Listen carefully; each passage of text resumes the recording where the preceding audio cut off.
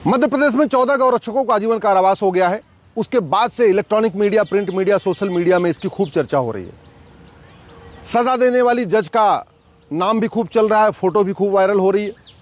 जो 14 गौरक्षकों को आजीवन कारावास हुआ उनकी भी फोटो वायरल हो रही है।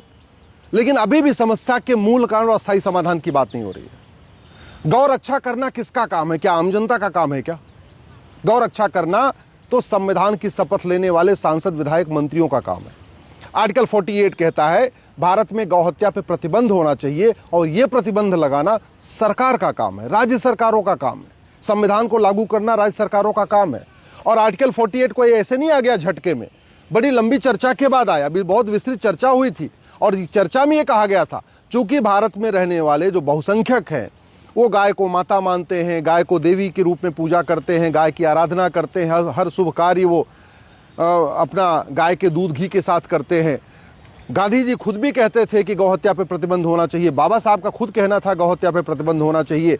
संविधान सभा में जितने और भी लोग थे सबका कहना था गौहत्या पे प्रतिबंध होना चाहिए। इसलिए एक राय से आर्टिकल 48 को रखा गया कि हाँ, ये राज्य सरकारों की ड्यूटी है कि वो गौहत्या पे रोक लगाएं। तो अगर गौ तस्करी हो रही है, अगर गाय बिक रही है, गाय कट रही है, इसको रोकना सरकार का काम है। और सरकार कैसे रोके? सरकार कठोर कानून बनाए कि जो आदमी गाय को काटेगा, जो गाय को गायब करेगा, जो गाय को अपमान करेगा, उसकी हम प्रॉपर्टी जब्त करेंगे, उसकी हम सिटीजनशिप खत्म करेंगे, उसको 10-20 साल की सजा देंगे। वेद पुराण में भी गाय के संरक्षण का बात है। उपनिषदों में गाय के बारे में लिखा हुआ है, गाय संरक्षण का बात है। और ये हमारे फ्रीडम ऑफ रिलीजन का भी मामला है। जैसे सबको फ्रीडम ऑफ रिलीजन है, ऐसे हिंदुओं को भी फ्रीडम ऑफ रिलीजन है। जैसे बाकी लोगों के लिए कोई मज़ार पे जाता है, कोई दरगाह पे जाता है, कोई चर्च में जाता है, कोई मस्जिद में जाता है और वहाँ जाना, वहाँ अपनी प्रेयर करना, उसका संरक्षण करना उनका दायित्व है। जैसे मज़ार, दरगाह कोई टूट न जाए, कोई मस्जिद टूट न जाए, कोई चर्च टूट न जाए, ये सरकार की ड्यूटी है सुनिश्चित करना। वैसे ही गाय न कटे, इसकी भी ड्यूटी सरकार की।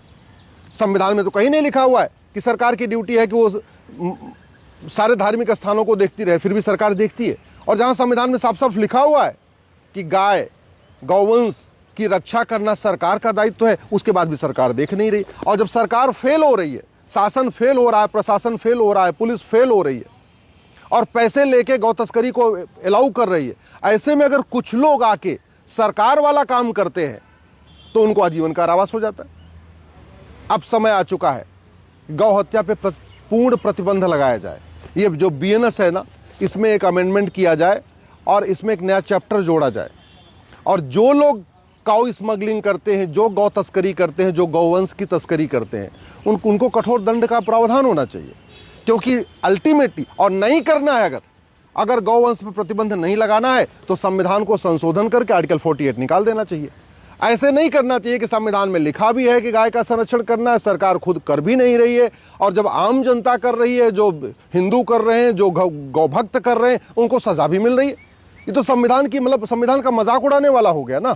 जब संविधान में लिखा है तो ये समाज का कार्य नहीं है, ये शासन का कार्य है। आज तक किसी भी गाय तस्कर को आजीवन कारावास नहीं हुआ। आज तक जो गाय का कमेला चला रहे हैं, गाय कटवा रहे हैं, काट के बेच रहे हैं, उनको आजीवन कारावास नहीं हुआ। आज तक जो लोग गाय का मांस विदेशों तक में भेज देते हैं, उनको आजीवन कारावास नहीं हुआ। उनकी प्रॉपर्टी जब्त नहीं हुई, उनकी सिटीजनशिप खत्म नहीं हुई। और वहीं दूसरी तरफ 14 लोगों को आजीवन कारावास हो गया। आखिर समाज को, आम जनता को कानून अपने हाथ में क्यों लेना पड़ रहा है? ये तो सरकार का दायित्व है, ये तो शासन का दायित्व है।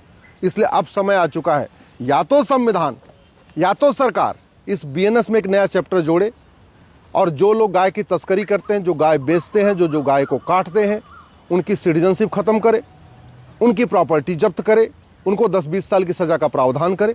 और नहीं तो संविधान में संशोधन करके आर्टिकल 48 निकाल दे।